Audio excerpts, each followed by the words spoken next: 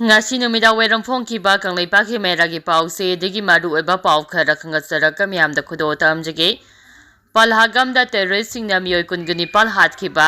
thagdoka mari lenyana ngasi political party ki mifam parliament ta pangthongnaba sem saba loikhre haukiba leba popa namite cars mege palhagamda terrorist singna lamkoiba lakpa miyoi kunguni pal minungsi leitana namoina kaptana hatkiba thagdoka mari lenyana political party ki mifam amangasi parliament ta pangthokadori ngasi numida weram pung 6 tabada pangthokadoriba mifam asina tele attack adugi matangda tongan political party ki mihusinga khananagani hanna news agency ki pauna haire pangthokadoriba mifam asigi mangoina prime minister na Pakistan ki mayokte Indus water trade suspend tauba pungni phuni pangi manungda Pakistan masasing India thadoknaba khangankiba atare integrated checkpoint khudaktagi thingjinba amade Pakistan ki visa pibada athingba thamba yauna khongthang kaya lokhatkibane thagdo asigi matungda opposition gi luchingba Rahul Gandhi gi United States ki khongchat tension ki bagalonyana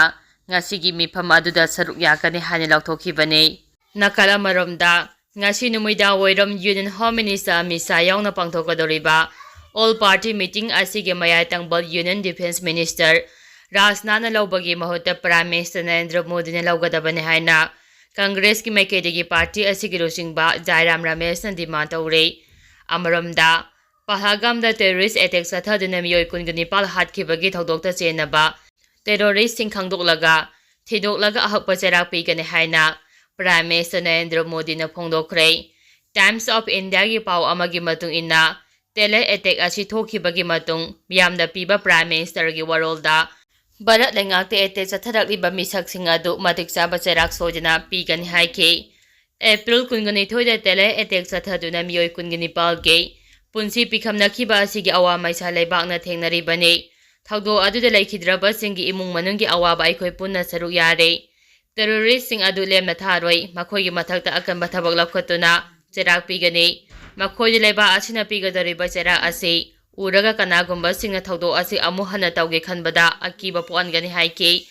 terrorist sing adu cherak pidena tokloi Araiba pambai sijina duna makhoiba cherak pinaba thabak paikhatkani wafam asi leiba asina punna laurokpa warepne miyoibagi minungsi khangba miyoisingna warep asi achumbane haigani malem asida lairiba lebaksingna su aikhoigi damakta lepkani haike makhatarapa pauda kamjongda khul ani mai thakibadu NSM ga mari lenyade masakhangdaba khulai paibal singna ngarang kamjong district ki sampung subdivision gi manung chanba Gampal amasung haijangko ki village ki yumsing mai tharamba amade namai kaptuna khunjasing ki halambagi thagdo adu NSN ga mari amatalanya de haina lup asigi general headquarter naga army ki publicity and information bureau na thadaropa cherol amana hairakle cherol adun hai thagdo adu ki matangda social media de NSN na chathabani haina sandorakliba adu ta seng leibak thibane thagdo adu da naga army ga mari amatalanya de amade chenaba sulaite Maram aduna miyamda paulana sandokpa asi matungda amuk tawbiganu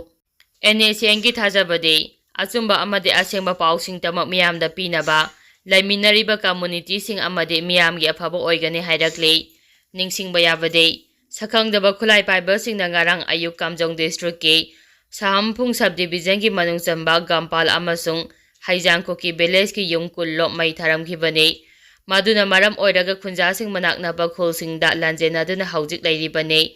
lengaki makedegi so akamba cheksin tharang lokhotpaga lojana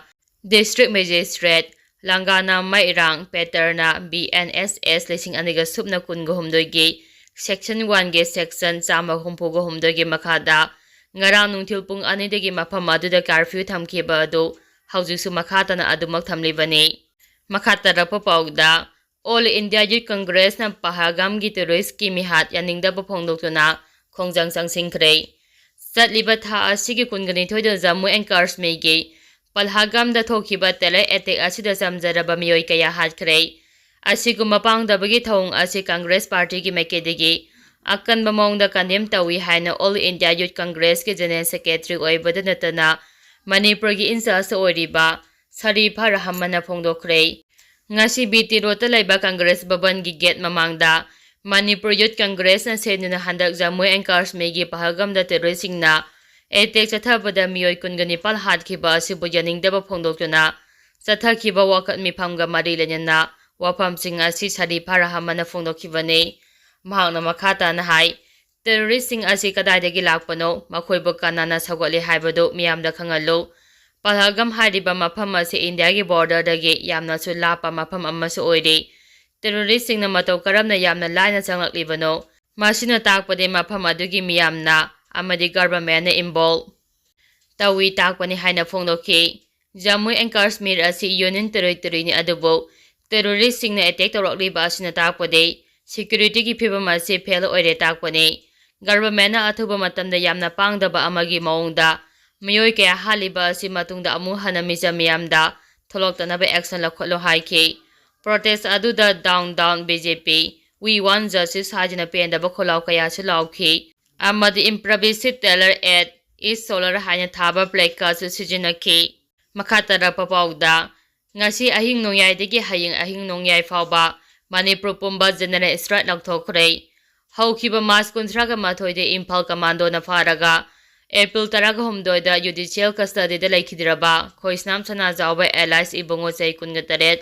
ꯈꯨꯔꯥꯏ ꯅꯤꯡꯊꯧꯕꯨꯡ ꯂꯩꯀꯥꯏꯒꯤ ꯃꯇꯥꯡꯗ ꯁꯦꯝꯈꯤꯕ joint action committee against the custodial death of Khoisnam Sanajaoba alias ꯏꯕꯨꯡꯉꯣꯅ ꯆꯪꯁꯤꯜꯂꯛꯈꯤꯕ ꯈꯣꯡꯊꯥꯡꯒꯤ ꯁꯔꯨꯛ ꯑꯃ ꯑꯣꯏꯅ ꯉꯁꯤ ꯑꯦꯄ꯭ꯔꯤꯜ 24ꯒꯤ ꯑꯍꯤꯡ ꯅꯣꯡꯌꯥꯏꯗꯒꯤ ꯍꯌꯦꯡ ꯑꯦꯄ꯭ꯔꯤꯜ 25ꯒꯤ ꯑꯍꯤꯡ ꯅꯣꯡꯌꯥꯏ ꯐꯥꯎꯕ ꯄꯨꯡ 24ꯒꯤ ꯖꯦꯅꯔꯦꯜ ꯁ꯭ꯇ꯭ꯔꯥꯏꯛ ꯂꯧꯊꯣꯛꯂꯦ ꯍꯥꯏꯔꯤ꯫ ꯖꯦꯑꯦꯁꯤꯒꯤ ꯀꯟꯚꯦꯅꯔ ꯈꯣꯏꯁꯅꯥꯝ ꯁꯅꯥꯖꯥꯎꯕ ꯁꯤꯡꯍꯅ ꯄ꯭ꯔꯦꯁꯇ ꯊꯥꯗꯣꯔꯛꯄ ꯆꯦꯔꯣꯜ ꯑꯁꯤꯅ ꯍꯥꯏ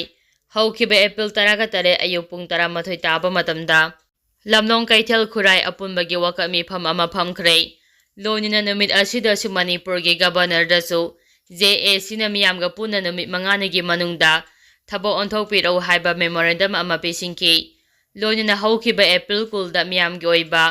ꯈꯨꯔꯥꯏ ꯑꯄꯨꯟꯕꯒꯤ ꯃꯩꯔꯥꯒꯤ ꯂꯤꯂꯤ ꯑꯃ ꯆꯠꯇꯨꯅ ꯃꯅꯤꯄꯨꯔ ꯒꯚꯔꯟꯃꯦꯟꯠꯀꯤ ꯃꯊꯛꯇ ꯄꯦꯟꯗꯕ ꯎꯠꯇꯨꯅ ꯄꯤꯁ ꯑꯣꯏꯕ ꯈꯣꯡꯖꯪ ꯀꯌꯥ ꯆꯪꯁꯤꯟꯈ꯭ꯔꯦ ꯍꯥꯏꯔꯤ꯫ ꯆꯦꯔꯣꯜ ꯑꯁꯤꯅ ꯍꯥꯏ ꯃꯁꯤꯒꯤ ꯃꯇꯨꯡꯗ ꯉꯁꯤ ꯐꯥꯎꯕ ꯒꯚꯔꯅꯔ ꯑꯃꯗꯤ ꯃꯅꯤꯄꯨꯔ ꯒꯚꯔꯟꯃꯦꯟꯠꯅ ꯃꯅꯥ ꯀꯟꯗꯨꯅ ꯃꯅꯤꯄꯨꯔ ꯃꯤꯌꯥꯝꯕꯨ ꯀꯔꯤꯁꯨ ꯂꯩꯇꯕ ꯑꯃꯒꯨꯝ ꯈꯟꯕ ꯊꯧꯑꯣꯡ ꯑꯁꯤꯅ ꯃꯌꯦꯛ ꯁꯦꯡꯅ ꯇꯥꯛꯏ ꯃꯗꯨꯗꯤ ꯃꯅꯤꯄꯨꯔꯗꯒꯤ ꯃꯩꯇꯩ ꯑꯁꯤ ꯇꯨꯝꯅ ꯂꯣꯏꯁꯤꯜꯂꯒꯦ ꯈꯜꯂꯤ ꯍꯥꯏꯕꯅꯤ꯫ ꯂꯣꯏꯅꯅ ꯏꯔꯩꯆꯥꯁꯤꯡꯕꯨ ꯑꯇꯝꯅꯅ ꯖꯦꯅꯣꯁꯥꯏꯗ ꯇꯧꯕꯅꯤ ꯍꯥꯏꯅ ꯂꯧꯏ꯫ ꯃꯔꯝ ꯑꯗꯨꯅ ꯃꯅꯤꯄꯨꯔ ꯃꯤꯌꯥꯝ ꯄꯨꯝꯕꯅ ꯏꯁꯥ ꯏꯁꯥꯗ ꯊꯣꯛꯄ ꯊꯧꯗꯣꯛꯃꯛꯅꯤ ꯈꯟꯕꯤꯗꯨꯅ ꯏꯔꯩꯆꯥ ꯄꯨꯝꯅꯃꯛꯅ ꯖꯦꯅꯔꯦꯜ ꯁ꯭ꯇ꯭ꯔꯥꯏꯛ ꯑꯁꯤ ꯑꯀꯟꯕ ꯃꯑꯣꯡꯗ ꯁꯧꯒꯠꯄꯤꯌꯨ ꯑꯃꯗꯤ ꯕꯟꯗ ꯑꯁꯤꯗ ꯑꯅꯥ ꯑꯌꯦꯛ, ꯏꯟꯁꯤꯟꯁꯤꯌꯔ ꯁꯔꯚꯤꯁꯀꯤꯗꯃꯛꯇꯗꯤ ꯑꯊꯤꯡꯕ ꯂꯩꯔꯣꯏ ꯍꯥꯏꯔꯤ꯫ ꯂꯣꯏꯅꯅ ꯂꯝꯗꯝ ꯑꯁꯤꯗ ꯂꯩꯔꯤꯕ ꯃꯩꯔꯥ ꯄꯥꯏꯕꯤ, ꯏꯃꯥ ꯏꯕꯦꯜ, ꯁꯤꯚꯤꯜ ꯁꯣꯁꯥꯏꯇꯤ ꯑꯣꯔꯒꯅꯥꯏꯖꯦꯁꯟ, ꯀ꯭ꯂꯕ ꯑꯃꯗꯤ ꯃꯤꯌꯥꯝ ꯄꯨꯟꯅ ꯁꯔꯨꯛ ꯌꯥꯕꯤꯗꯨꯅ ꯖꯦꯑꯦꯁꯤꯅ ꯇꯥꯜꯂꯤꯕ ꯗꯤꯃꯥꯟ ꯑꯁꯤ ꯐꯪꯅꯕ ꯃꯇꯦꯡ ꯄꯥꯡꯕꯤꯅꯕꯁꯨ ꯍꯥꯏꯖꯔꯛꯂꯤ꯫